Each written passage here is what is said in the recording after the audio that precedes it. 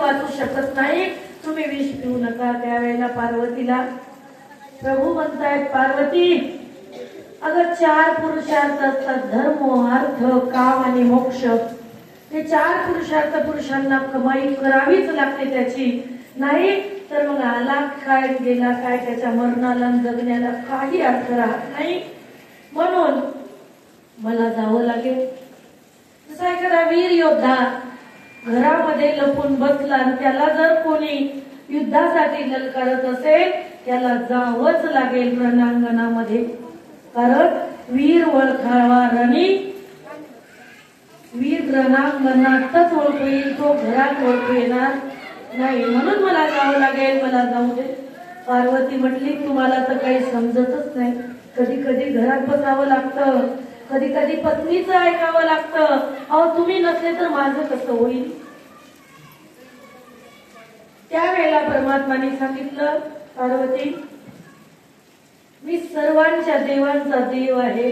मीच जर लपून बसलो तर या विषापासून 3 लोक मरण पावतील. आणि ही सृष्टी निर्माण करण्याचं कार्य जे परात्पर परब्रह्म आहे त्याने आम्हाला दिलेलं आहे. आम्ही आमचं काम जर नाही केलं तर चालणार नाही. जसं गजानन बाबाच्या कथेमध्ये एक गणू जवरे नावाचा भक्त आहे, गणू जवरे. तो विहिरीमध्ये बांब फोडण्याचं काम करत होता. विहिरीमध्ये त्याच्या मालकाने त्याला सांगितलं, जा किती वेळची पुंगळी लावली, किती वेळचा त्यामध्ये बांब लावला, फुटत का नाही, जा आणि तो बांब बघ, ती पुंगळी मोकळी कर, काही कचरा बसला असेल तर. याला माहिती होतं जर मी विहिरीमध्ये गेलो तर पुंगळी मोकळी करतात फटाका फुटणार आहे आणि त्या विहिरीमध्ये दगडाचा बार उडणार आहे आणि मग माझ्या जीवाला धोका आहे. पण पोटासाठी सर्व करावं लागतं किंवा आपल्या ड्युटी पासून कोणाला पळता येत नाही. आता मला 20 मिनिटं मी लेट झाली तर त्याबद्दल मला असं वाटत आहे की मी तुम्हाला जाहीर माफी मागते. माझी चूक झाली त्याबद्दल मी अर्धा घंटा कथा पुढे चालवेन असं तुम्हाला शब्द देते.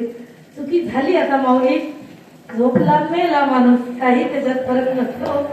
थकलेलं शरीर आहे, घरी गेल्यानंतर सुद्धा पोथीचं आणि घरकाम सुद्धा मी माझं सर्व घरचं करते.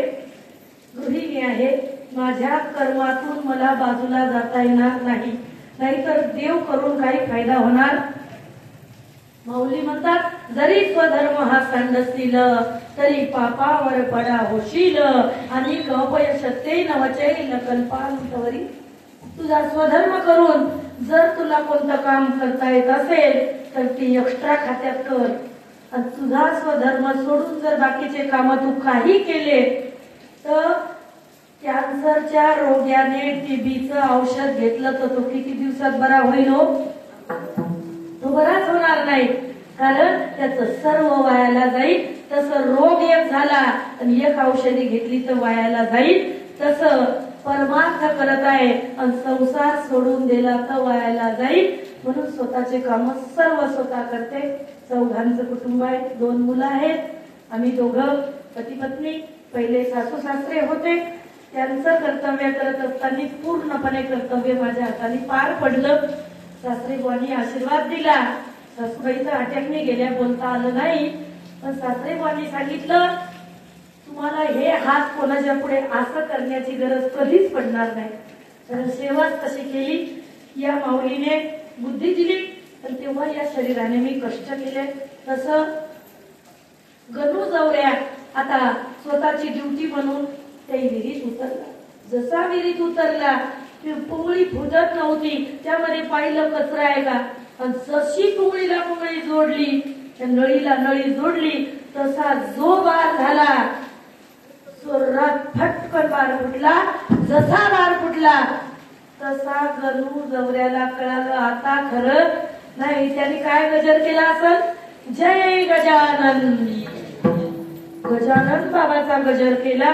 गजानन बाबा तात्काळ त्या गोट्याच्या आडवे झाले आणि त्याला एका कपारीत घातलं. कपारीत घातलं आणि त्या कपारीत त्याला दगड फुटेपर्यंत बसवलं. आणि जेव्हा तो सावसूद वर आला तेव्हा सर्वांना वाटलं गण्या मेला, गण्या जिवंत राहिला.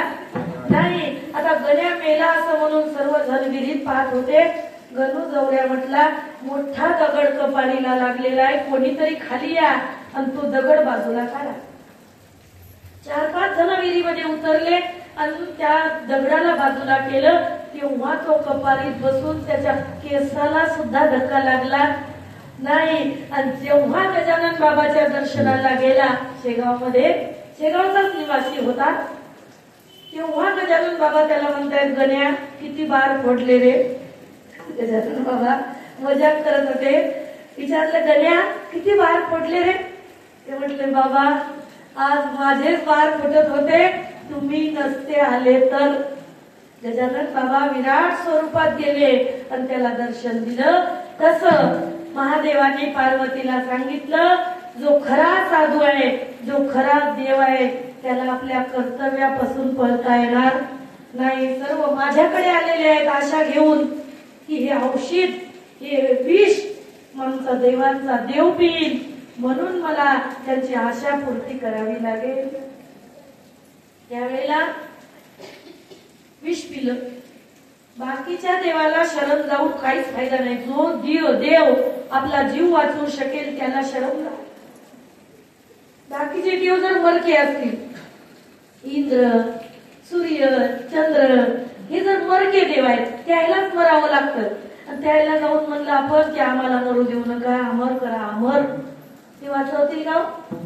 नाहीच वाचवणार, कारण तेच मरणारे आहेत. आता ब्रह्मचारी हनुमानजी, समजा कोणाची स्वैरिक नाही व्हायला लागली तर त्यानं मंदिरात यायचं, रोज म्हणायचं, मारुती राया माझी स्वैरिक होऊ दे, मारुती राया माझी स्वैरिक. मारुती राया जरी प्रसन्न झाले, मारुती राया म्हणतील, वेड्या, अरे माझीच झाली नाही, तुझी कशी होणार. सहज उत्तर आहे ना. माझ्याकडे आशा लावून आलेले. एक वेळचा प्रसंग सांगतो ऐका. एक वेळचा प्रसंग, एक उत्तरांचल प्रदेश, त्या प्रदेशामध्ये 2 तीर्थक्षेत्र प्रचलित आहेत. ते तीर्थक्षेत्र म्हणजे केदारनाथ आणि बद्रीनाथ आहेत ना, 2 तीर्थ. त्या बद्रीनाथामध्ये एक सहस्त्र कवच नावाचा दैत्य राहत होता. ते सहस्त्र कवच त्याने एवढा जप केला, एवढं तप केलं महादेवाचं, ओम नमः शिवाय, ओम नमः शिवाय, ओम नमः शिवाय. महादेव विराट रूप घेऊन त्याच्या पुढे प्रसन्न झाले. सांग काय पाहिजे. तो म्हटला, देवा फक्त मरण नको येऊ. आता हिरण्यकश्यपू पासून सर्व हेच मागत आले, फक्त मरू देऊ नको. देवानं त्याला विचारलं, काय तू इथे राहतो, हा लोक कोणता आहे? मृत्यू लोक. मृत्यू लोकी एक नगर, त्याचे नाव तेथील मोकाशी उभा असे विधेवर. मग तू या मृत्यू लोकात राहिल्यानंतर तुम्ही जर मरण नसाल मागत, मरण तर तुम्हाला अडचणच आहे. जसं एखादी खोकल्याची शिशी, कोणती शिशी घ्या, बॉटल घ्या, जी औषधी निर्माण होते त्यावरती उत्पन्नाची डेट आणि एक्सपायरी डेट लिहिलेली असते. त्याच दिवशी, ज्या दिवशी उत्पन्न झाली त्याच दिवशी तिच्यावर डेट लिहिलेला आहे. ही 2025 मध्ये उत्पन्न झाली, जानेवारी मध्ये, पण ही 2026च्या डिसेंबर पर्यंत चालेल, है ना. आता ती डेट आपल्याला वाचता येते, पण आपल्या मरणाची डेट आपल्याला वाचता येते का? पण मरण आहे हे नक्की आहे ना. मग मरणाची तयारी पहिले करून ठेवायची, नंतर मग बाकीचं करायचं, है ना. त्यांनी सांगितलं, मरण मागाय म्हणूच नको, तू मरायचं नाही म्हणून, बाकीचं काही माग. म्हटलं मग काही माग ना. तर मग महादेवा मला कवच दे, कवच, जे कवच कोणीच भेदू शकलं नाही पाहिजे, असे लोखंडाचे चिलखत माझ्या अंगाला 1000 दे, 1000.